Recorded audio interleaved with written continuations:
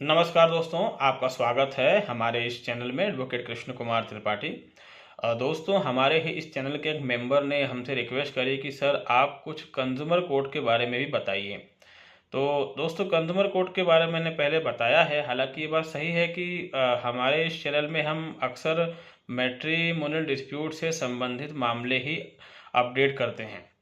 और हालांकि मामले बहुत सारे हैं। कानून का जो क्षेत्र है वो काफ़ी बड़ा है, उसका कोई लिमिट नहीं है। लेकिन क्योंकि इसके मामले का बहुत ज़्यादा डिस्कस हमने करे मैट्रिमोनियल डिस्प्यूट्स के, यही कारण है कि अधिकतर वीडियो हमारे पास इसी के हैं। और मतलब मैं ये सोच रहा हूँ कि मैं एक नया चैनल भी बनाऊँ जिसमें मैं कानून के दूसरे पहलू जो हैं, क्रिमिनल लॉ है, सिविल लॉ है, लेबर के हैं, कंपनी के हैं, कंज्यूमर के हैं, इनको भी डिस्कस करूँ। क्योंकि यहाँ पर इस चैनल में तो अधिकतर ऐसे ही हमारे व्यूअर्स जुड़े हुए हैं जो कि मैट्रिमोनियल डिस्प्यूट्स झेल रहे हैं या उनके ऊपर कोई केस चल रहा है। तो कंज्यूमर की बात जो हमारे मेंबर ने करी है, हमें मैसेज किया कि सर आप इसमें कुछ कंज्यूमर कोर्ट को लेकर भी कुछ वीडियो बनाइए। तो हमने कंज्यूमर पे 2-3 वीडियो पहले बनाए हैं, अगर आप उसको चेक करेंगे तो आपको मिल जाएंगे। लेकिन बात कंज्यूमर की है तो एक इम्पोर्टेंट वीडियो आज मैं इस वीडियो के माध्यम से आपको एक इम्पोर्टेंट जानकारी दे देता हूँ। आपके लिए काफ़ी काम आएगी। आपके ऊपर कोई भी केस चल रहा हो, क्रिमिनल चल रहा हो, सिविल चल रहा हो, कैसा भी केस चल रहा हो, उसमें ये जो जानकारी मैं आपको देने जा रहा हूँ ये काफ़ी हेल्पफुल होगी। और इसको कैसे इम्प्लीमेंट करना ये भी मैं आपको बताऊँगा। क्या है कि इंडियन एविडेंस एक्ट, भारतीय साक्ष्य अधिनियम 1872, तो इसकी जो धारा है, इसका सेक्शन है 76, जिसमें कि ये बात मेंशन है कि अगर कोई भी व्यक्ति जो भारत का नागरिक है वो किसी भी सरकारी डिपार्टमेंट से किसी ऐसे दस्तावेज की जानकारी मांगता है जो कि पब्लिक डॉक्यूमेंट है, तो उस व्यक्ति को वो जानकारी उपलब्ध कराई जाएगी। ठीक, ये बात हमारे सेक्शन 76 इंडियन एविडेंस एक्ट, भारतीय साक्ष्य अधिनियम में लिखी हुई है। और ये बात अभी से नहीं लिखी हुई है, ये बात लिखी है 1872 से, यानी 1872, जब इस कानून को बनाया गया था। तो दोस्तों, एक बात और क्लियर कर दूं कि मैं यहाँ पर आरटीआई की बात नहीं कर रहा हूँ। कुछ लोग कंफ्यूज हो जाएंगे, इसलिए पहले ही ये बात बता रहा हूँ कि मैं यहाँ पर आरटीआई यानी सूचना का अधिकार, इसकी बात मैं नहीं कर रहा हूँ। मैं बात कर रहा हूँ सेक्शन 76 की, भारतीय साक्ष्य अधिनियम की। तो उसमें साफ लिखा हुआ है कि कोई व्यक्ति अगर कोई पब्लिक डॉक्यूमेंट किसी भी डिपार्टमेंट से जो सरकारी है उससे मांगता है, तो वो सरकारी डिपार्टमेंट उसको वो जानकारी उपलब्ध कराएगा। अब सवाल ये पैदा होता है कि वो कैसे उपलब्ध कराएगा। और ये जो पब्लिक और प्राइवेट का कंसेप्ट है, तो इसकी डेफिनेशन भी उसी से एविडेंस एक्ट में दी हुई है कि ऐसे कौन से डॉक्यूमेंट्स होंगे जो पब्लिक माने जाएंगे और ऐसे कौन से डॉक्यूमेंट होंगे जो प्राइवेट माने जाएंगे। कई ऐसे डॉक्यूमेंट्स होते हैं जिसके बारे में हमें पता ही नहीं रहता कि ये पब्लिक डॉक्यूमेंट है। फॉर एग्जांपल एफआईआर जो होती है वो पब्लिक डॉक्यूमेंट है। आप पर एफआईआर हुई है, लेकिन इसकी कॉपी कोई भी नागरिक निकलवा सकता है।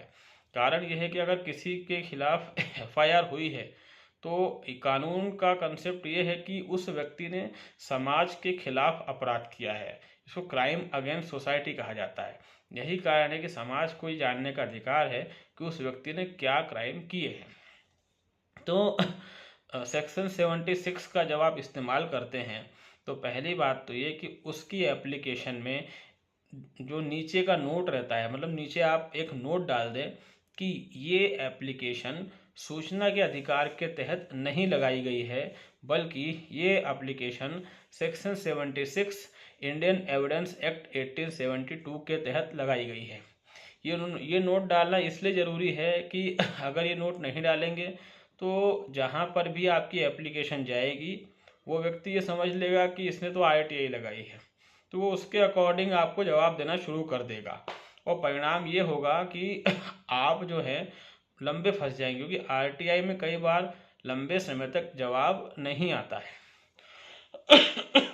तो सेक्शन 76 जो है, अगर उसकी एप्लीकेशन आप लगा रहे हैं तो उसमें बात क्लियरली मेंशन कर दे कि आरटीआई एप्लीकेशन नहीं है। ठीक। दूसरी बात, ये जन सूचना अधिकारी या फिर ऐसे अधिकारी जिसका पद आप जानते हैं, दोनों में से किसी के पास भी इसकी एप्लीकेशन लग सकती है। और इसमें जो भी आप जानकारी मांगते हैं, जो डॉक्यूमेंट मांगते हैं, वो 7 दिन में आपको उपलब्ध कराना जरूरी है, अधिकतम 15 दिन। ठीक।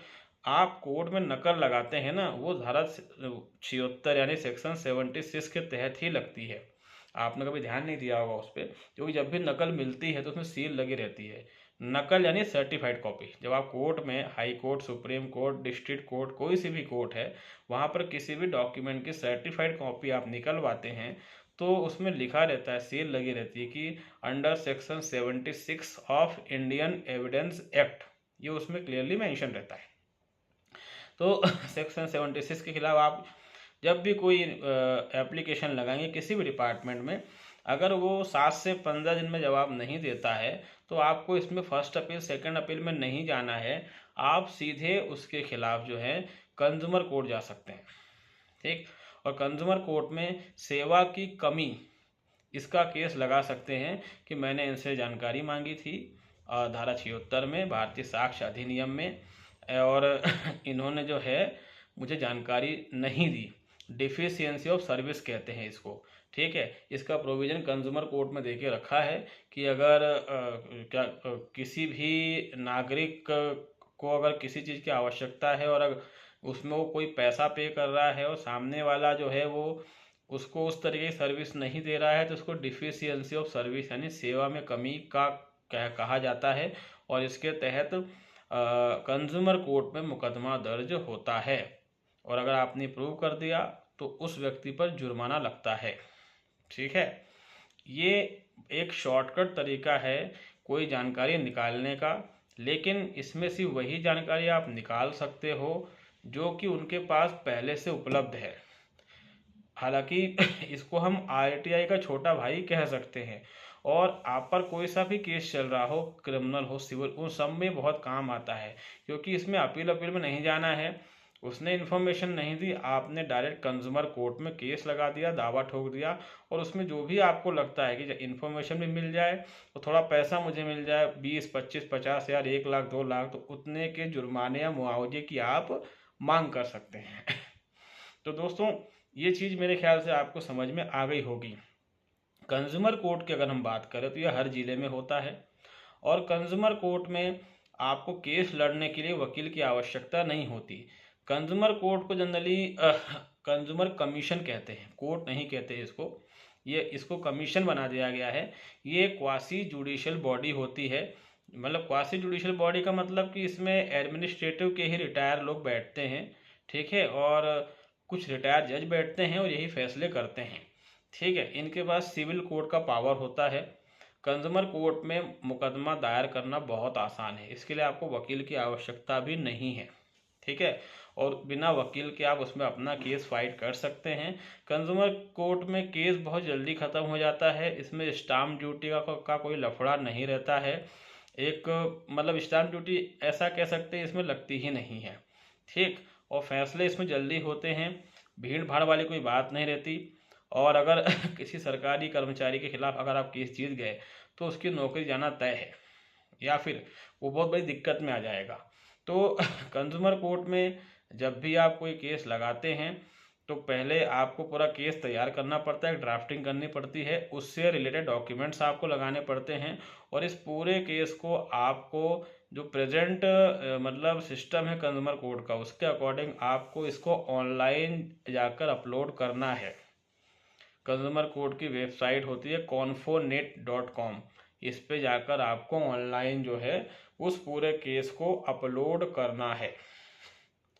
और ऑनलाइन अपलोड करने के बाद जब आप उसको सक्सेसफुली अपलोड कर देते हैं, कहाँ पर पिटीशन अपलोड करना सब बना हुआ रहता है उसमें, कहाँ पर डॉक्यूमेंट्स अपलोड करना है, कहाँ आधार कार्ड, कहाँ वकालतनामा अगर वकील किया है तो, ये अपलोड करते जैसे आप उसको सबमिट करते हैं आपको ऑटोमेटिक मोबाइल पर मैसेज आ जाता है और ऑटोमेटिक आपका केस रजिस्टर्ड हो जाता है। और उसके बाद फिर वो हार्ड कॉपी जो आपने ऑनलाइन सबमिट करी थी, वो हार्ड कॉपी ले जाके आपको कंज्यूमर कोर्ट में दे देना है, उसकी एक कॉपी अपने पास रखनी है। उसके बाद नोटिस के ऑर्डर हो जाते हैं। नोटिस के ऑर्डर होने के बाद जो अपोजिट पार्टी है, कोर्ट उससे एविडेंस मांगती है।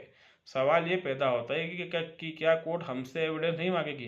कोर्ट आपसे एविडेंस नहीं मांगती है। कारण ये कि जब आप केस फाइल करते हैं उसी समय आपको सारे एविडेंस दे देना है।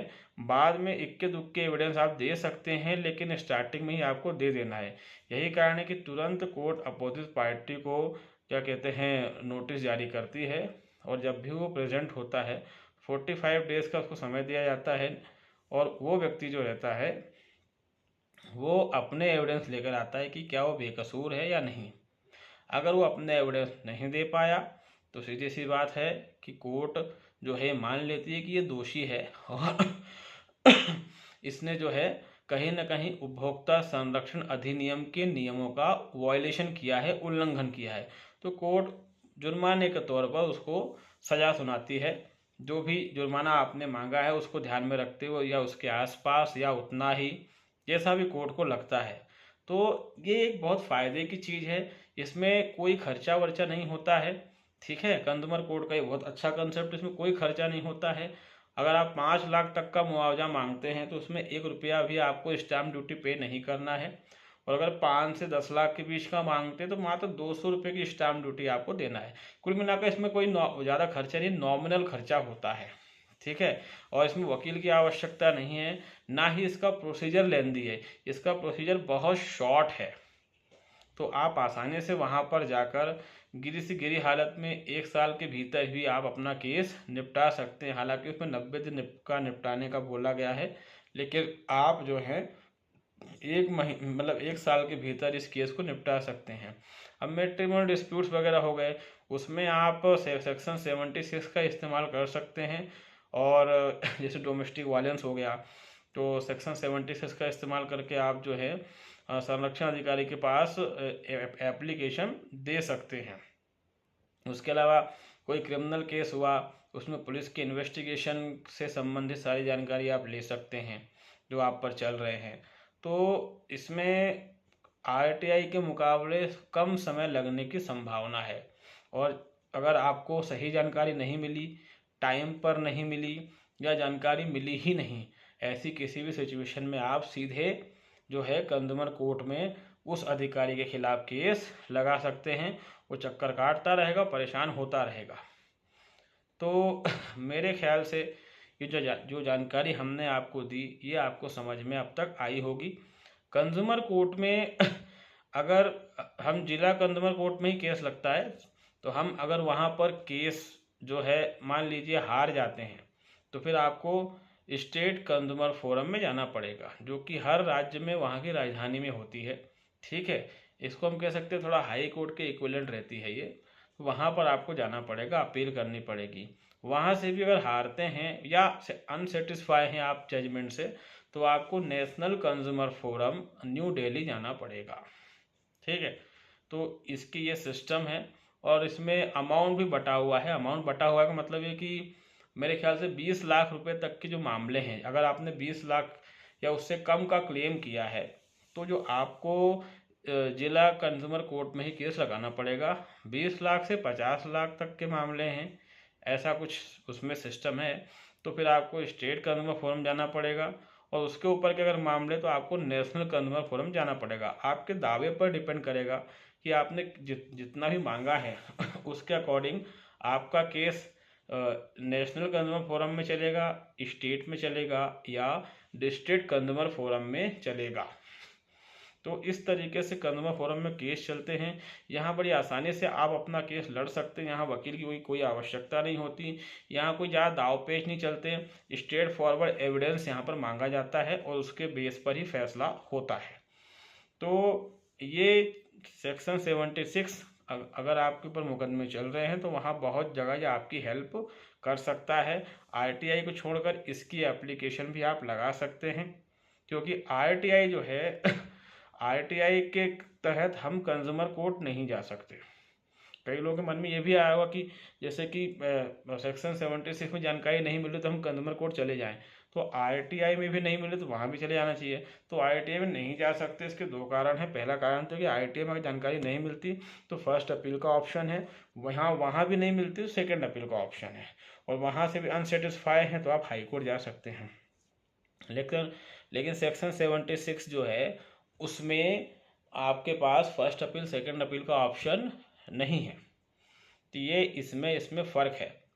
दूसरा फ़र्क ये है कि जो आरटीआई है उसमें साफ लिखा हुआ है कि लोक सूचना अधिकारी के खिलाफ कोई मुकदमा नहीं चलाया जाएगा, और सुप्रीम कोर्ट का एक जजमेंट भी है जिसमें कि ये कहा गया है कि जो आरटीआई है उसके मामले कंज्यूमर कोर्ट में नहीं जाएंगे, ये भी कहा गया है। हालांकि आरटीआई में लोक सूचना अधिकारी के खिलाफ मुकदमे चलते हैं, उस पर एफआईआर भी होती है, लेकिन उसके लिए फिर आपको प्रयास करना पड़ता है। इस पर राजस्थान की गवर्नमेंट ने एक अच्छा जजमेंट दिया था, एक नोटिफिकेशन जारी किया था, तो उसके तहत जो है वहाँ उन पर एफआईआर होती है, और कई राज्यों में हुई भी है। अगर वो सद्भावनापूर्वक अपना कार्य कर रहा है तो एफआईआर नहीं होगी, लेकिन अगर वो चालाकी कर रहा है, कुछ कर रहा है, तो उस पर एफआईआर होती है 420 की, छल कपट करने की। तो आरटीआई का मामला थोड़ा अलग है, और सेक्शन 76 एविडेंस एक्ट का मामला थोड़ा अलग है। तो मेरे ख्याल से आपको ये सब बातें समझ में आई होंगी, और आपका जो कंज्यूमर को लेकर जो मैंने कंसेप्ट दिया वो भी क्लियर हुआ होगा। तो मेरे ख्याल से इतनी जानकारी एक स्टार्टिंग स्टेज में सफिशियंट है हमें जानने के लिए कंज्यूमर कोर्ट कैसे काम करता है, और धारा 76 का इस्तेमाल आप ज़रूर करें। जो भी मुकदमे आप पर चल रहे, काफ़ी हेल्प करेगा ये चीज़। तो अगर आप हमारे चैनल में नए हैं तो इसको लाइक करें, इसको सब्सक्राइब करें, इसको शेयर करें।